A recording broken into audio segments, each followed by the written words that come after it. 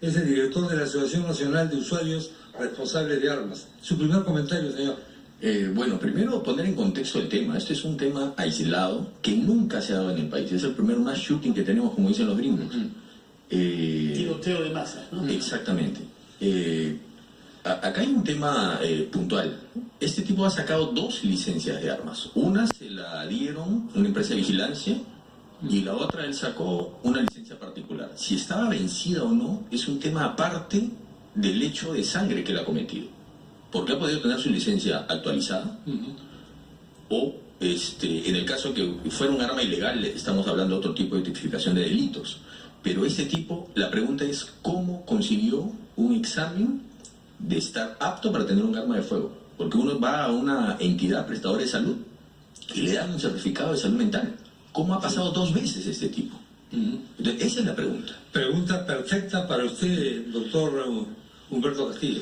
Sí, creo que es importante poner, como dicen, en contexto, y acá este corresponde a la categoría de asesinatos en masa, ¿no? Y estos ocurren, como has dicho, en Estados Unidos, por ejemplo, ocurren con una frecuencia de 4 al año más o menos, y acá probablemente en nuestro país sea el primero que tenemos conocimiento, ¿no? Primero y último. Entonces, ¿qué es lo que se trata es de buscar qué es lo que pasa en la mente de estas personas para que cometan estos actos de asesinato en masa? Y lo que se va encontrando es que esto, por ejemplo, es muy diferente de lo que van ocurriendo con los asesinos en serie. Pero tienen algunos elementos en común. Y unas cosas en común, por ejemplo, en estos casos, es que la mayoría que cometen esto son hombres, el 95%, son personas solitarias, personas que tienen muchas experiencias de frustración y de odio, ¿no? Y que tienen acceso a alguna forma de cometer este asesinato. Entonces nosotros encontramos por lo menos 3 elementos claves. Uno es el odio. Otro es las fantasías de venganza que va teniendo la persona y las circunstancias en las que se activa todo esta fantasía y lo ponen en acto. Entonces acá hay una suma de factores sociales, psicológicos, circunstanciales, pero no todo materiales. No todo lo que odiamos a alguien disparamos, pues. Claro, por eso es que se tiene que dar este factor también circunstancial. Si no tiene ese la pregunta es, ¿los test que se hacen o los exámenes que se hacen para otorgar la licencia son certeros? Claro, todo test... ¿Existen esos test? Claro, existen, digamos, formas de tratar de medir cuáles serían los factores de riesgo para incurrir en esto. Así es, factores de riesgo. Entonces, acá te entrego un arma a ti, pero no te la entrego, por factores de riesgo. Claro, y estos tienen siempre falsos positivos y falsos negativos, digamos, ¿no? Ajá. Y claro, tienen que ser exigentes, rigurosos, pero ahí, como decías, el tema es que hay muchos factores que van a converger y uno de ellos es el odio, es estas fantasías de venganza. Ajá. Que a veces son ocultadas por la persona. Correcto, o sea, las personas, sobre todo en la psicopatía, tienen mucha capacidad para simular emociones, para predecir respuestas. Puedo hasta engañar el detector de mentiras, el aparatito ese. El polígrafo. ¿No? El polígrafo, ahí. Bueno, vamos a continuar con esto, por supuesto, después de los rápidos.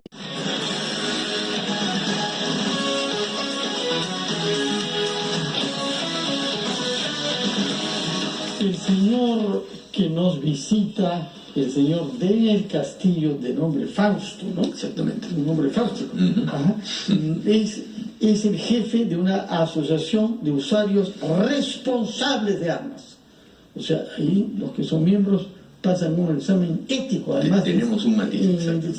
¿Qué significa un usuario responsable y quiénes son los otros?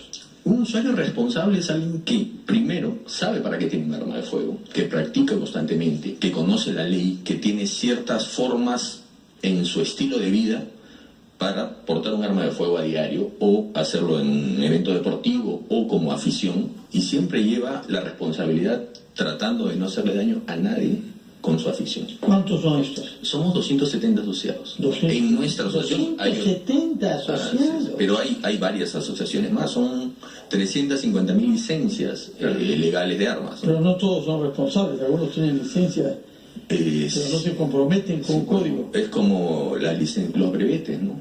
Todos, la mayoría tienen y bueno, ya sabemos cómo se maneja en el Ahora, país, ¿no? ¿cómo hacemos para que hayan listas digitales que permitan saber a quién se le ha vencido la licencia y no la ha renovado? Bueno. Porque ya eso es un acto irresponsable. Claro, actualmente es un acto, una falta administrativa, ¿no? No es ilegal, es administrativamente tienes una falta, pagas una multa y renuevas tu licencia, ¿no?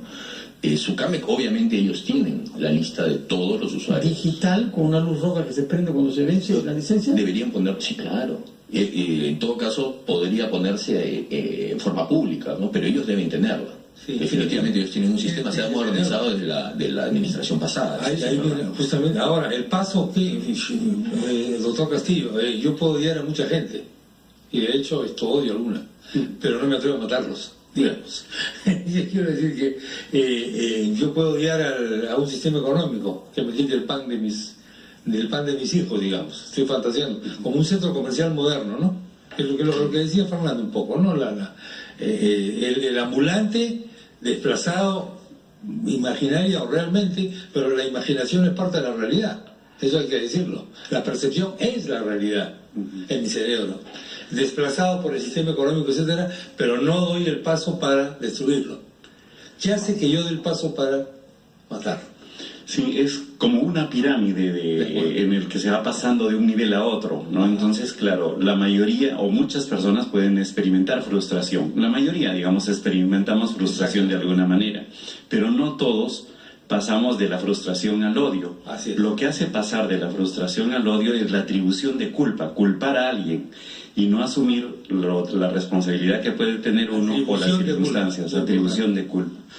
Atribuir la culpa a otro es evadir mi propia responsabilidad. Claro, Atribución. evadir la responsabilidad es pensar que el otro es culpable de todo. Ajá. Y sobre eso es permanentemente culpándole de todo lo que pasa a esas personas o a ese grupo de personas. Ajá. A veces a todo el sistema, a veces a algún tipo de personas en especial o a veces a alguien en específico. Señor, quería preguntarle, el acto que ha cometido este homicida es un acto suicida, porque no ha hecho nada para escaparse.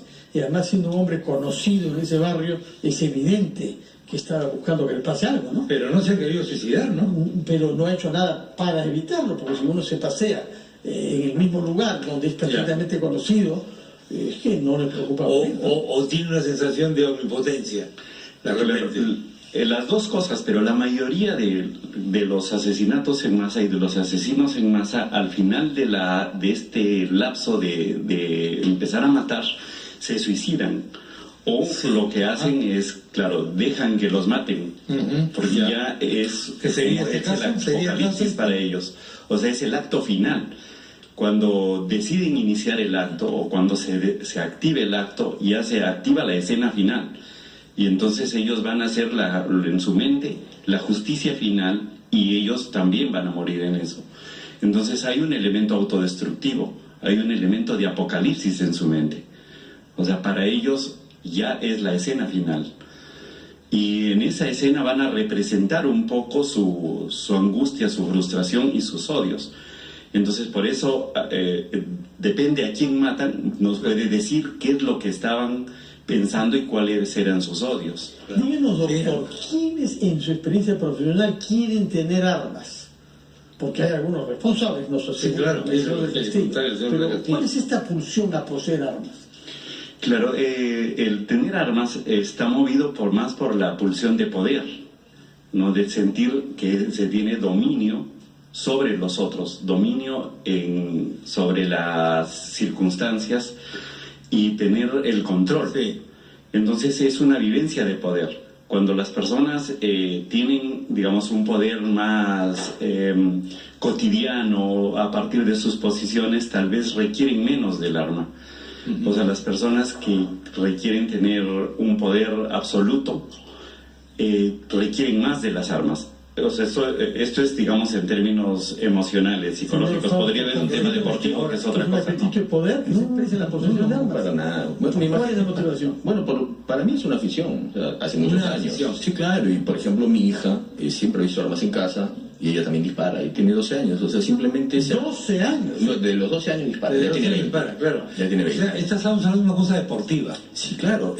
Hay que recordar algo. El Perú tiene 4 medallas olímpicas. ¿Qué tiro? Una de oro en tiro Absolutamente. y 2 de plata en tiro, y la otra es de vóley. O sea, el tiro es un deporte también. Dígame una cosa, si yo quiero tener un arma porque me siento inseguro y le pregunto a usted, ¿debo tener un arma? ¿No debo tener? ¿Qué me recomendaría usted? Lo primero le diría que es una decisión... No soy deportista, totalmente no tiro al blanco, Ok, no. eso está claro. Simplemente eso- por inseguridad. Es una decisión totalmente personal y hay que pensarlo muy bien, porque el arma de fuego no solamente va a estar pegada a su cuerpo, sino a todo su entorno familiar. Después tiene que ir y disparar a ver si le gusta. Yo conozco mucha gente que ha querido tener un arma de defensa o de deporte, han ido a disparar y dicen, no, esto no me gusta, y listo. Claro. Entonces, son una serie de factores, pero yo no, y ninguno de la asociación le recomendamos a la gente que anda armada en la calle. Es una decisión totalmente personal. Totalmente personal. ¿Qué se hubiera podido hacer en este caso, pensando naturalmente después de la batalla perdida? Sí, pues. Es extraño que este señor poseyera 2 armas y que no las hubiera renovado la licencia. Eso ya debido alertar en sí mismo, ¿no? ¿Se debe o no Hay un tema... controlar a los que no renuevan la licencia? Hay un tema de logística, porque antes de esta nueva ley, de esta aprobación de esta nueva ley, uno tenía una licencia por 5 años, después la cambiaron a 1 año y logísticamente era imposible que todos los 350.000 personas pudiéramos renovar. Yo tengo amigos que tienen armas hace 30 años y nunca se les ha vencido la licencia. En la administración pasada, en el gobierno pasado, todos, hasta el 80% de licencias no podían renovarlas porque no había espacio físico. 350.000 personas no podían renovar todos juntos al año. Entonces ahí hubo un problema administrativo. ¿Cómo espacio físico? No, imposible. ¿Cómo 350.000 personas renuevan anualmente su licencia? No se podía, no había logística. Es 1000 por día. ¿Cuál es la complicación? Que solamente había una entidad de salud que daba los certificados a todos y quedaba en Lima. Los de provincia no podían. Así estuvimos 6 meses. Y mucha gente intentó renovar y la licencia duraba 1 año y le daban su licencia actualizada que duraba 9 meses y le duraba 3 meses. O sea, se hizo en la administración pasada todo un entuerto para que la gente no pudiera renovar, y ese pasivo lo carga el gobierno actual. Por eso todavía hay 260.000 licencias que no se pueden renovar, no se puede hacer materialmente. Por eso yo les comentaba que el tema de su licencia vencida es irrelevante en este caso, porque el tipo ha podido renovarla también. Ya si lo hizo 2 veces, ha podido renovarla y tener una licencia actualizada y salir a matar a la gente. ¿Cuál es el mensaje que nos da esta noticia a nosotros los comunes mortales, digamos? ¿Cómo se siente el público, la persona? ¿Qué parte de su cerebro se moviliza cuando ve una noticia de este tipo? ¿Qué significa? ¿Que vamos a estar más inseguros todos? ¿Qué puede haber? Sí, es la vivencia de inseguridad que puede producirnos, ¿no? Esta sensación de que todo puede destruirse. Y creo que acá es importante el que se piense también en que hay algunas circunstancias sociales que deben llamarnos un poco a la reflexión. El tema de cómo reducir la inequidad, el tema de cómo reducir la frustración de las personas, cómo las personas deben tener algún espacio para expresarse. O sea, a veces el autoritarismo hace que las personas no puedan expresar sus enojos cuando son pequeños, y como que se va acumulando esa frustración, y esa frustración acumulada lleva pues a estas fantasías de matanza, de venganza, y claro, se da la circunstancia y ocurre el hecho, ¿no? Pues tendremos que acostumbrarnos ya a este tipo de noticias de repente. Esperemos que no, yo creo que es un hecho aislado realmente, ¿no? Pero el tema de los exámenes de salud, sí, esa valla tiene que levantarse, porque es muy básico, simplemente es un formato para llenar que no saca ningún perfil. Bueno, señores, doctor y señor del Castillo y doctor Castillo, gracias por haber estado en el programa, si ustedes muy amables. Vamos.